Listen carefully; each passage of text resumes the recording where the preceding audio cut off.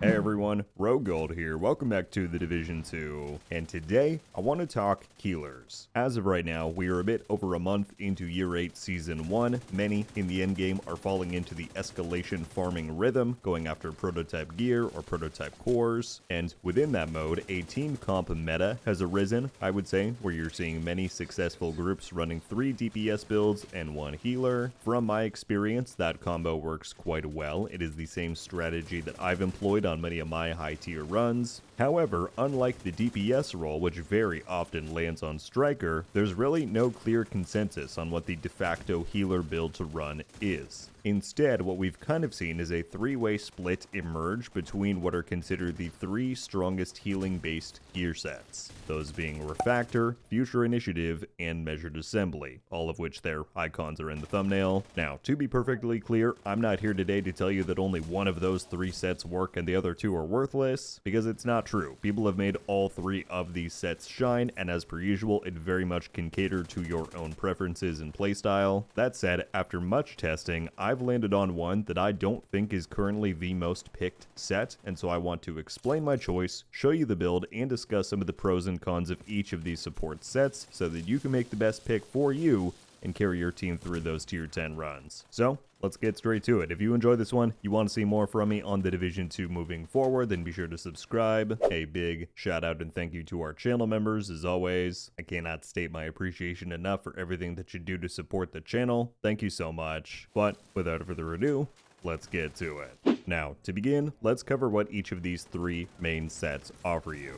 Firstly, you've got Future Initiative, which is a very straightforward, simple, yet strong healer build, with built-in team buffs as well. From the 2 and 3 piece, you receive repair skills, skill haste, skill duration. Then, for the 4 piece talent, your team receives a 15% weapon damage buff while you are at full armor. That goes up to 25% if you run the chest piece. And then, in addition, any healing you dish out, 60% of that is shared with you and all allies in your proximity. So, is this thing good? Absolutely, and I would argue that this is the set that you will see the most amount of people running in Escalation, using the Healing Hive and the Chem Launcher to keep everybody alive, sharing those buffs out. Because this build pairs with a Hive, you can also run it with the BTSU Data Gloves to overcharge the entire team, reset everybody's cooldowns, which I think is a very important thing within Escalation. So really, there's no clear downsides to running this. However, I think its downfall for me personally is in what it can't ultimately do, which we'll come back to in a moment. Alright, then you have Refactor. Refactor is neat as it allows the healer to dish out a lot of damage as well via their skills, and then passively heals the team while doing so. At the 2 and 3 piece, you receive status effects and skill damage, and then the 4 piece talent is just that. You repair yourself and your team for a percentage of skill damage dealt. You can increase that amount with the chest piece. Here's the thing with Refactor though. While it has worked for a lot of people, and I absolutely will not argue against that, I think there's just a few too many drawbacks for me to want to use it in higher tier escalation runs specifically.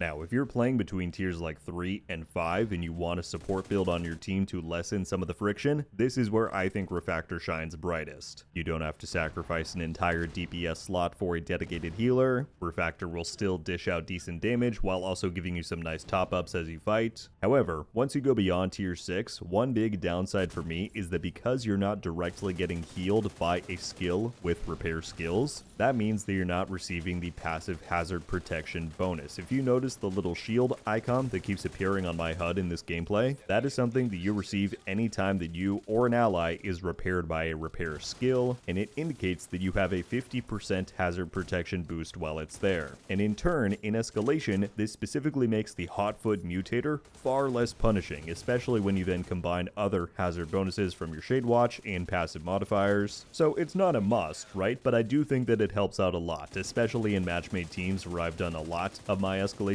gameplay. So there's that, but then also there's the fact that Refactor does not really synergize with the BTSU Data Gloves. Most frequently, you will see people running this with a drone and turret, meaning that a lot of people will then run the Birdies Quick Fix pack as their exotic. Now, don't get me wrong, Birdies is an amazing item. It is across the entire game, can be an Escalation too, but what I also think you see is many cases where even with the quick step, people think they can just zoom across and revive you, but they end up getting downed and killed along the way by one stray bullet, and if your healer dies, that's a very bad situation. So between those two exotics, I find the BTSU gloves to be far more valuable, as every 2 minutes you get to reset your team's entire revive hive cooldowns, meaning that when and if they go down, they can revive themselves. They could even throw it to you if you do happen to die, but to run the BTSU gloves, you need to have a hive, and Refactor has little to no use for a hive. But in my opinion, it is the weakest option of the three choices. Alright, but then we get to the underdog, if you will. Now, I'm not going to say that nobody has been using this, but I don't think I've seen nearly enough people using this for the value that I think it brings to the table, and that is Measured Assembly. Measured Assembly is an effective healing build. It might not completely go toe-to-toe with what Future Initiative gets you in that department, but to compensate, it offers you a ton of utility that I believe makes it excel beyond. So, for the 2 and 3 piece, you get Skill Haste, Repair Skills, which, by the way, 60% repair skills here, I think really shines over Future Initiative's 30%, and then you receive Explosive Resistance. There's then 2 main components to the 4-piece talent. Let's break them down one by one. The first part states that you receive skill tiers for each ally in the range of your Smart Cover or Hive, and if you're at skill tier 6, you then overcharge yourself. That has a 40-second cooldown by base, but can be reduced to 25 by using the chest piece. This is a big reason why I love running this set. Overcharge obviously means stronger skills, so greater healing for the team and team buffs, but it also means that you're much more effective at managing your cooldowns, which I believe is a big factor in Escalation, where these firefights go on for a long time and your team is going to need consistent support. With Measured Assembly, I can overcharge myself, pick my hive back up, the charges tick back in no time, and I'm right back in the action. And this is what I meant when I said that Future Initiative's downsides are mostly in what it can't do, where aside from the BTSU gloves or modifier usage, if you're using those, you really have no control to just be able to snap your fingers and get those 32 to 36 hive charges back in full. So this is one area where I think Measured Assembly is super beneficial. Then the second half of the talent turns your hive and Smart Cover into defensive radiuses, where every 10 seconds they will destroy any enemy skill proxies that enter. Now, the value of this does differ depending on what faction you're fighting, and that always isn't going to be in your control when we have the Escalation rotation determining what missions are on offer, plus targeted loot will really send you in different directions. If you happen to be going against the Black Tusk, this is where it's the most valuable, I would say. This is a pretty good clip to demonstrate on Legendary, where you can even choose to use your skills offensively if you want. You shoot them into a crowd, mini tanks will automatically get destroyed, but additionally stuff like the bomber drones that the Black Tusk send out will get taken out. So in Escalation, with how high those health pools can get and with how much is all happening at once, I think this is a hugely beneficial perk, one that many overlook.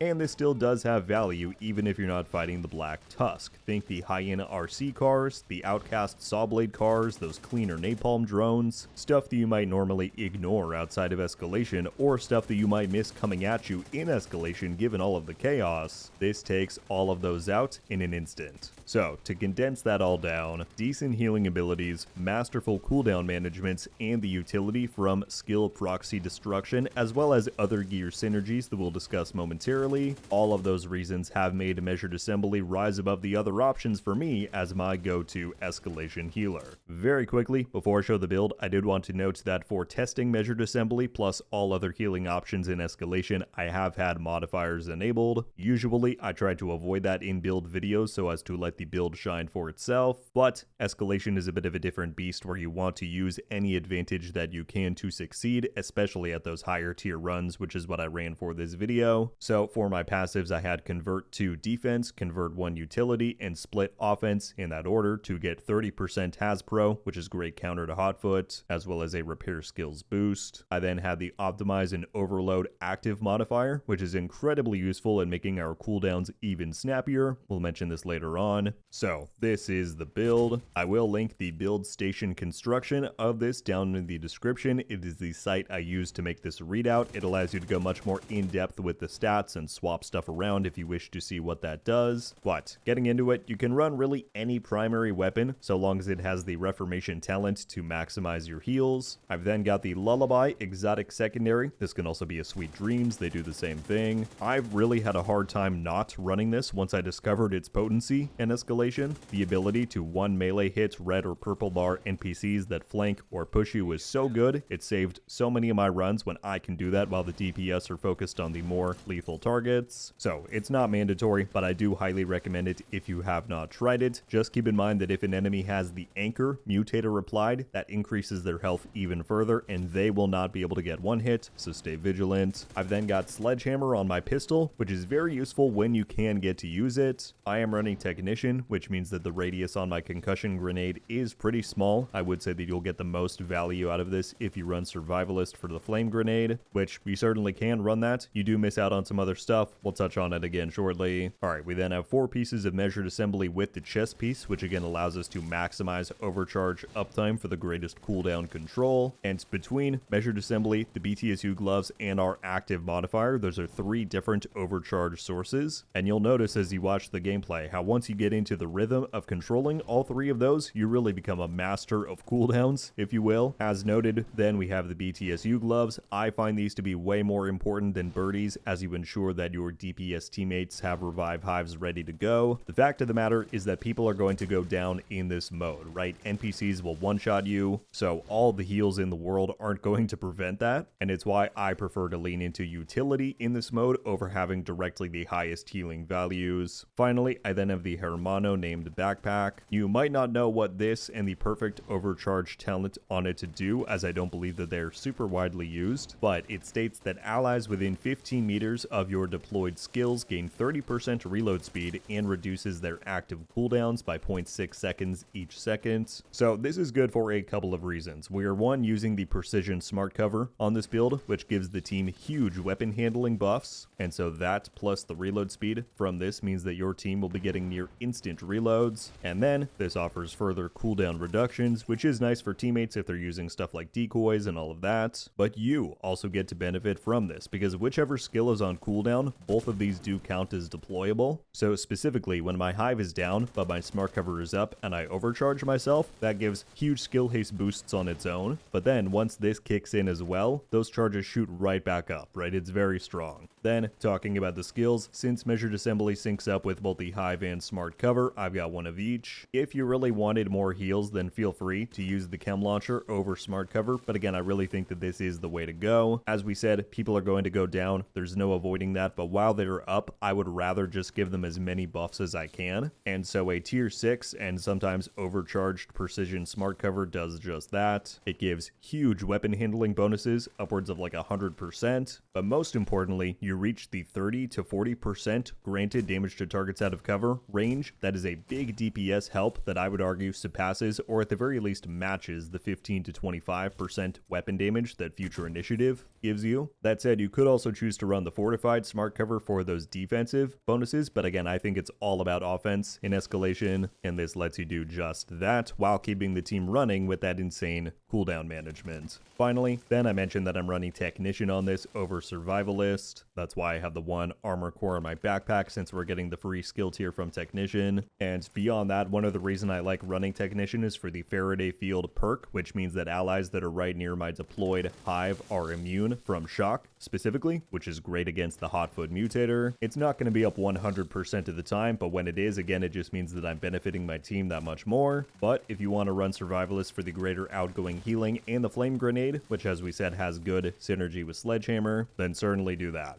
Don't let me stop you.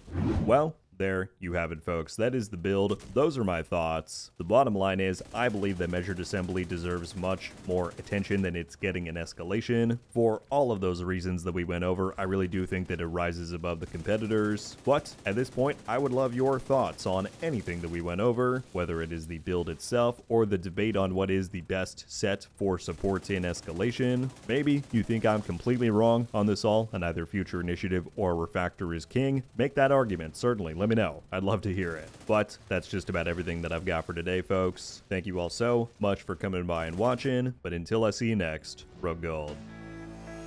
Ow. Oh! We just got a Ravenous! Haha! I might not be friendly. Let's go. Coming to the Division 2. Let's go! And